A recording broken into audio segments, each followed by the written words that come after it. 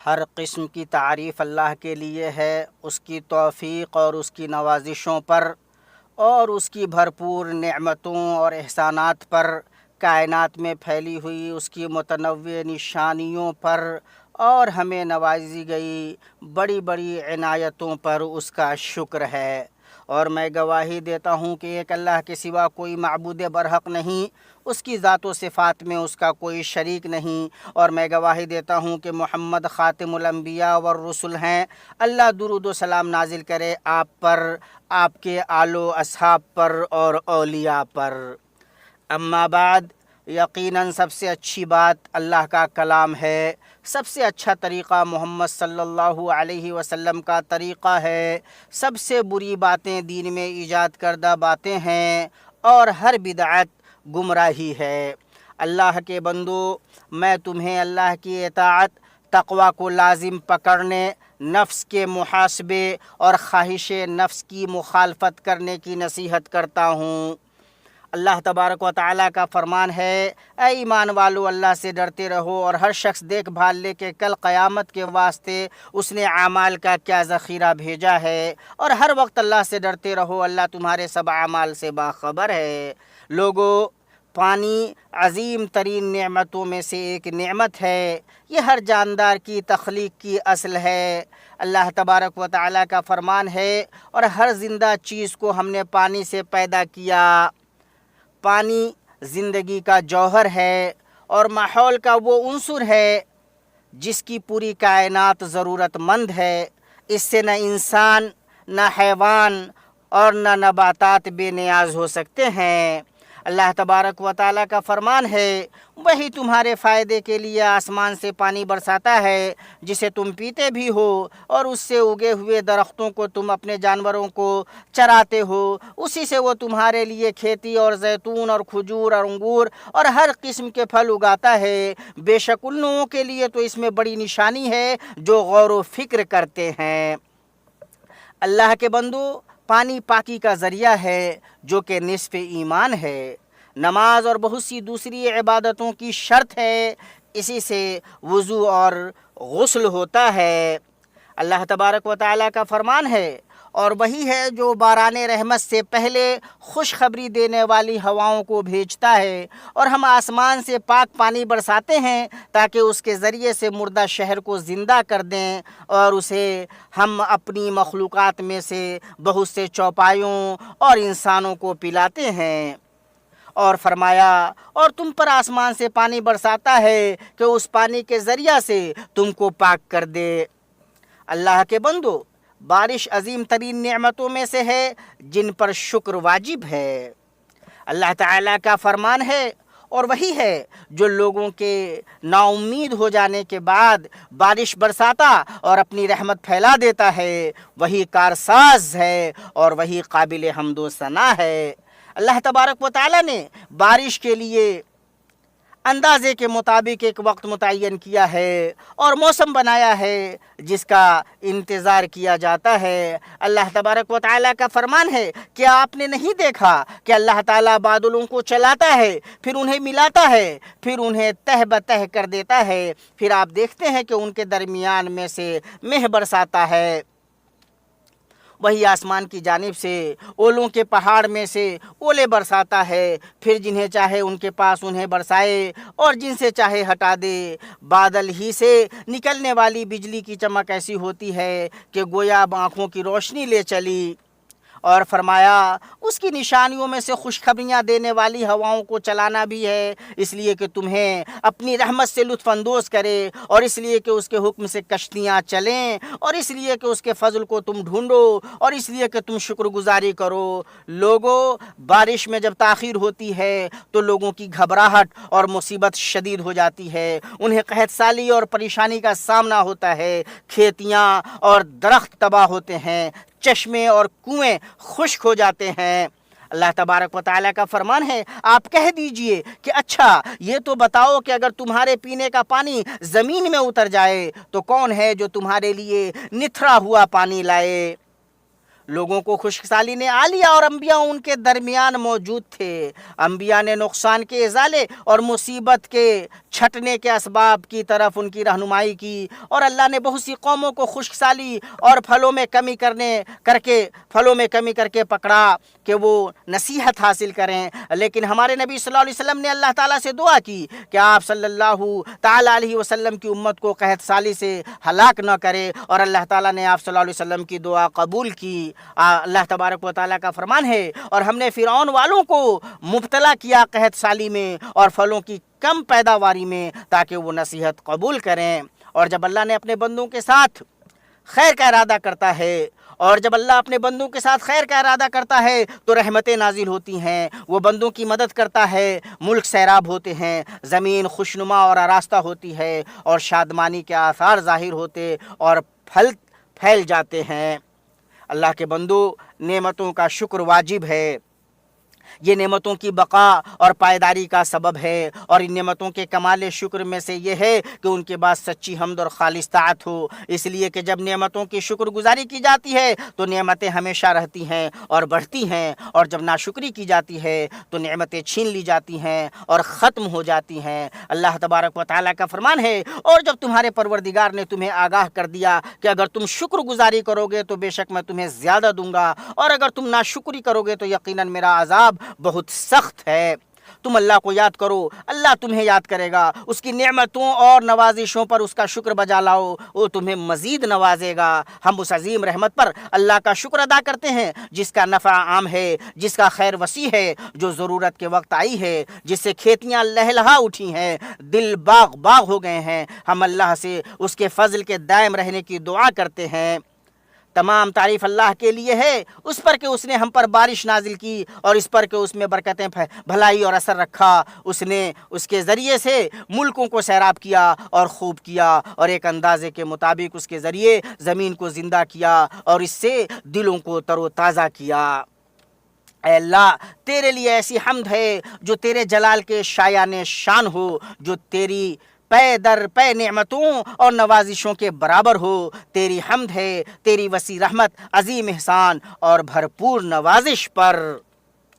تیری حمد ہے کہ تو نے بھرپور نوازش کی، پردہ رکھا، نعمتیں عطا کیں، کرم کیا۔ ہم تیری تعریف نہیں گن سکتے، تو ویسا ہے جیسا تو نے اپنی تعریف میں کہا ہے۔ اللہ کے بندو، نعمتوں کی شکر گزاری میں سے یہ ہے کہ نعمت عطا کرنے والے اللہ کی طرف منسوب کی جائیں، اور ان کے بدلے فرما برداری کی جائے، اور انہیں ان چیزوں میں خرچ کیا جائے جو اللہ کو خوش کریں، اور یہ کہ وہ توبہ اور اللہ کی طرف رجوع، گناہوں اور نافرمانیوں کے چھوڑنے اور بکثرت استغفار کا سبب ہوں۔ یہ ساری باتیں نعمتوں کے دوام، برکتوں کے نزول اور بارش برسنے کا سبب ہیں۔ اللہ تبارک و تعالیٰ کا فرمان ہے، اور میں نے کہا کہ اپنے رب سے اپنے گناہ بخشواؤ اور معافی مانگو، وہ یقیناً بڑا بخشنے والا ہے۔ وہ تم پر آسمان کو خوب برستا ہوا چھوڑ دے گا، اور تمہیں خوب پے در پے مال اور اولاد میں ترقی دے گا، اور تمہیں باغات دے گا، اور تمہارے لیے نہریں نکال دے گا۔ لوگو، بارش اللہ کی نشانیوں میں سے ایک عظیم نشانی ہے جو اللہ کے کمال قدرت اور اس کی نافذ ہونے والی حکمت کی یاد دلاتی ہے۔ بارش کے نازل ہونے میں عبرت و نصیحت ہے، اس کے اندر ایمانی پیغام ہے جو دلوں کو جگاتا ہے، موت، فنا، دوبارہ زندہ اٹھائے جانے، حساب کتاب اور جزا کی یاد دلاتا ہے۔ بنجر زمین میں بارش جو موت کے بعد زندگی، خشکی کے بعد شادابی اور سختی کے بعد خوشحالی پیدا کرتی ہے، وہ ایک مادی دلیل ہے جو موت اور دوبارہ زندہ اٹھائے جانے کی یاد دلاتی ہے کہ بعد اس کے کہ زمین مردہ اور بنجر تھی، لہک اٹھی، پھلنے پھولنے لگی، اور ہر قسم کی خوش منظر نباتات اگانے لگی۔ اللہ کا فرمان ہے، اس اللہ کی نشانیوں میں سے یہ بھی ہے کہ تو زمین کو دبی دبائی دیکھتا ہے، پھر جب ہم اس پر مہ برساتے ہیں تو وہ تر و تازہ ہو کر ابھرنے لگتی ہے۔ جس نے اسے زندہ کیا وہی یقینی طور پر مردوں کو بھی زندہ کرنے والا ہے، بے شک وہ ہر چیز پر قادر ہے۔ اللہ تبارک و تعالیٰ کا اور فرمان ہے، لوگو اگر تمہیں مرنے کے بعد جی اٹھنے میں شک ہے تو سوچو، ہم نے تمہیں مٹی سے پیدا کیا، پھر نطفہ سے، پھر خون بستہ سے، پھر گوشت کے لوتھڑے سے، جو صورت دیا گیا تھا اور بے نقشہ تھا، یہ ہم تم پر ظاہر کر دیتے ہیں، اور ہم جسے چاہیں ایک ٹھہرائے ہوئے وقت تک رحم مادر میں رکھتے ہیں، اور پھر تمہیں بچپن کی حالت میں دنیا میں لاتے ہیں، پھر تاکہ تم اپنی پوری جوانی کو پہنچو۔ تم میں سے بعض تو وہ ہیں جو فوت کر لیے جاتے ہیں، اور بعض ارذل عمر کی طرف پھر سے لوٹا دیے جاتے ہیں کہ وہ ایک چیز سے باخبر ہونے کے بعد پھر بے خبر ہو جائے۔ دیکھتا ہے کہ زمین بنجر اور خشک ہے، پھر ہم اس پر بارشیں برساتے ہیں تو وہ ابھرتی ہے اور پھولتی ہے اور ہر قسم کی رونق دار نباتات اگاتی ہے۔ یہ اس لیے کہ اللہ ہی حق ہے اور وہی مردوں کو جلاتا ہے، اور وہ ہر چیز پر قدرت رکھنے والا ہے۔ اللہ مجھے اور آپ کو قرآن عظیم میں برکتوں سے نوازے، اس کے اندر موجود آیات اور ذکر حکیم سے مجھے اور آپ کو فائدہ پہنچائے۔ میں وہ کہہ رہا ہوں جو آپ سن رہے ہیں، اور میں اللہ سے مغفرت طلب کرتا ہوں، آپ بھی اس سے مغفرت طلب کریں، یقیناً وہ بڑا بخشنے والا، بڑا مہربان ہے۔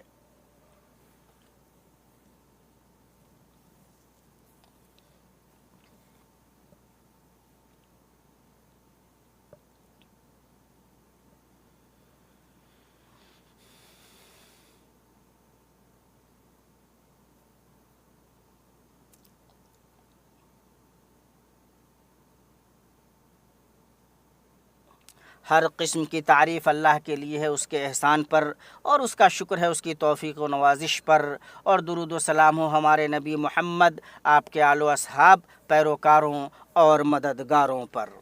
اللہ کے بندو، بہت سے لوگ فارغ وقتوں اور چھٹیوں کو سفروں اور سیاحتوں میں اور صحراؤں اور تفریحی مقامات میں گزارنا چاہتے ہیں، اور مسلمان کے لیے مناسب یہ ہے کہ جب وہ ایسا ارادہ کرے تو اس کے احکام کی معرفت حاصل کرے اور اس کے آداب کی پابندی کرے۔ احکام و آداب میں سے اہل و عیال کو الوداع کہنا، سوار ہونے اور نکلنے کی دعا کرنا ہے۔ ابن عمر رضی اللہ عنہما سے روایت ہے کہ آپ صلی اللہ علیہ وسلم کسی سفر کے لیے نکلتے ہوئے جب اپنی اونٹنی پر سوار ہو جاتے تو 3 مرتبہ اللہ اکبر کہتے، اور پھر کہتے سبحان الذی سخر لنا ھذا وما كنا له مقرنین وانا الى ربنا لمنقلبون، اللہم انا نسألک فی سفرنا ھذا البر والتقوى ومن العمل ما ترضى، اللہم ہون علینا سفرنا ھذا واطوِ عنا بعدہ، اللہم انت الصاحب فی السفر والخلیفۃ فی الاہل، اللہم انی اعوذ بک من وعثاء السفر وکآبۃ المنظر وسوء المنقلب فی المال والاہل۔ اور جب لوٹتے تو ان دعاؤں کے ساتھ یہ بھی کہتے آئبون تائبون عابدون لربنا حامدون۔ سفر کے آداب میں سے یہ ہے کہ نیک ساتھیوں کا ساتھ لیا جائے اور تنہا سفر نہ کیا جائے، کہ ساتھ ہونا اطاعت پر مددگار ہوتا ہے اور شیطان سے اور لغزشوں سے بچاتا ہے۔ ابن عمر رضی اللہ عنہما سے روایت ہے کہ نبی صلی اللہ علیہ وسلم نے فرمایا، اگر لوگ جان لے کہ تنہائی میں کیا ہے تو کوئی سوار رات میں اکیلے نہ چلے۔ آداب میں سے یہ ہے کہ وقتوں پر فرائض ادا کیے جائیں، اور شریعت نے مسافر کے لیے یہ رخصت دی ہے کہ 4 رکعت والی نمازوں کو قصر ادا کرے، جبکہ اس کا سفر کی مسافت کے بقدر ہو۔ اللہ تبارک و تعالیٰ کا فرمان ہے، جب تم سفر میں جا رہے ہو تو تم پر نمازوں کے قصر کرنے میں کوئی گناہ نہیں۔ اسی طرح شریعت نے موزوں پر مسح کرنے میں بھی رخصت دی ہے، مقیم کے لیے 1 دن اور 1 رات، اور مسافر کے لیے 3 دن اور 3 راتیں، جبکہ انہیں وضو کی حالت میں پہنا ہو۔ اسی طرح زخم پر لگی پٹی پر بھی مسح مشروع ہے جب تک کہ اس کی ضرورت ہو۔ پٹی کا حالت وضو میں باندھنا شرط نہیں، اور نہ اس کے لیے کوئی محدود مدت ہے۔ اور جو پانی کے استعمال سے قاصر ہو کسی بیماری کی وجہ سے یا کسی اور وجہ سے جو اسے پانی کے استعمال سے روکے، یا ایسی سخت سردی سے جس سے اسے نقصان کا اندیشہ ہو، تو شریعت نے اس کے لیے تیمم کی رخصت دی ہے۔ اللہ تبارک و تعالیٰ کا فرمان ہے، اور اگر تم بیمار ہو یا سفر میں ہو یا تم میں سے کوئی قضائے حاجت سے آیا ہو یا تم نے عورتوں سے مباشرت کی ہو اور تمہیں پانی نہ ملے، تو پاک مٹی کا قصد کرو اور اپنے منہ اور اپنے ہاتھ پہ مل لو۔ سفر کے آداب میں سے ہے کہ سلامتی اور سیر و تفریح کے نظام پر توجہ دی جائے، جانوں سے کھیلنے، لاپرواہی برتنے اور جانوں کو جوخم میں ڈالنے سے بچا جائے۔ آداب میں سے ہے کہ سیر و تفریح کرنے والوں کو تکلیف نہ پہنچائی جائے، انہیں پریشان نہ کیا جائے، ان کی حرمتوں سے نگاہیں نیچے رکھی جائیں، ان کے راز و اسرار کے پیچھے نہ پڑا جائے، ان کے راستوں اور گزرگاہوں میں نہ رکا جائے، عوامی املاک، آلات و وسائل اور اس سے مخصوص سہولیات کو ضائع نہ کیا جائے۔ آداب میں سے یہ بھی ہے کہ ماحول کی صفائی کا خیال رکھا جائے، تفریح گاہوں کو آلودہ نہ کیا جائے اور کوڑے کرکٹ کو ایسی جگہوں پر نہ پھینکا جائے جو ان کے لیے مخصوص نہیں۔ لوگوں کے راستوں اور سایوں میں قضائے حاجت نہ کی جائے کہ اس پر وعید آئی ہے۔ آپ صلی اللہ علیہ وسلم فرماتے ہیں، لعنت کے دو کاموں سے بچو۔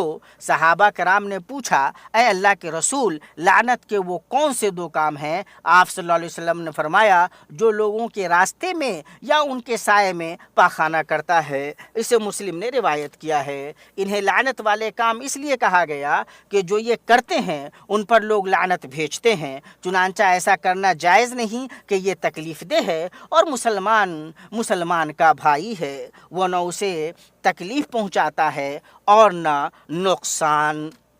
اللہ ہمیں اور آپ کو ان میں سے بنائے جو باتیں سنتے ہیں تو سب سے اچھی باتوں کی پیروی کرتے ہیں۔ یہی لوگ ہیں جنہیں اللہ نے ہدایت بخشی ہے، اور یہی لوگ عقل والے ہیں۔ اے اللہ ہمیں ہدایت دے، ایمان کو ہمارے لیے محبوب بنا دے، اسے ہمارے دلوں میں مزین کر دے، اور ہمارے لیے کفر، فسق اور نافرمانی کو مبغوض کر دے، اور ہمیں ہدایت یافتہ لوگوں میں سے بنا۔ اے اللہ ہم تجھ سے دنیا و آخرت میں معافی اور عافیت کا سوال کرتے ہیں۔ اے اللہ ہم تجھ سے معافی اور عافیت طلب کرتے ہیں، اپنے دین میں، دنیا میں، اہل و عیال اور مال و منال میں۔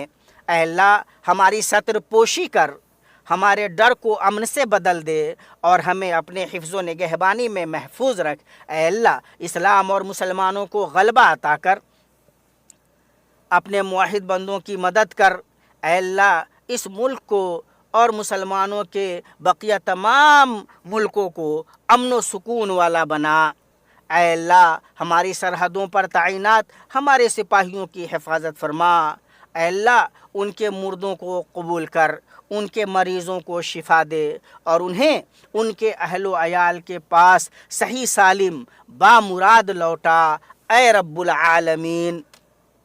اے اللہ مسلمانوں کے احوال درست فرما، انہیں ان کے وطنوں میں امن سے نواز، انہیں متحد کر، انہیں حق پر یکجا کر، ان کے دلوں میں الفت ڈال، ان کے باہمی رشتے درست کر۔ اے اللہ انہیں ظاہری و باطن ہر اختلاف سے بچا۔ اے اللہ ہمیں ہمارے وطنوں میں امن سے نواز، ہمارے سربراہوں اور حکمرانوں کی اصلاح فرما۔ اے اللہ ہمارے سربراہ خادم حرمین شریفین کو اپنی توفیق سے توفیق یاب کر، تو انہیں اپنی تائید سے مضبوط کر، ان سے تو اپنے دین کو معزز کر، اور انہیں صحت و عافیت کا لباس پہنا، اے رب العالمین۔ اے اللہ انہیں اور ان کے ولی عہد کو اس چیز کی توفیق دے جو تجھے پسند ہو اور جس سے تو راضی ہو۔ اے دعاؤں کے سننے والے، اے اللہ تو ہماری طرف سے قبول فرما، یقیناً تو سننے والا جاننے والا ہے، اور ہماری توبہ قبول کر، یقیناً تو بہت زیادہ توبہ قبول کرنے والا بڑا مہربان ہے۔ اللہم صلی علی محمد وعلی آلہ وصحبہ اجمعین۔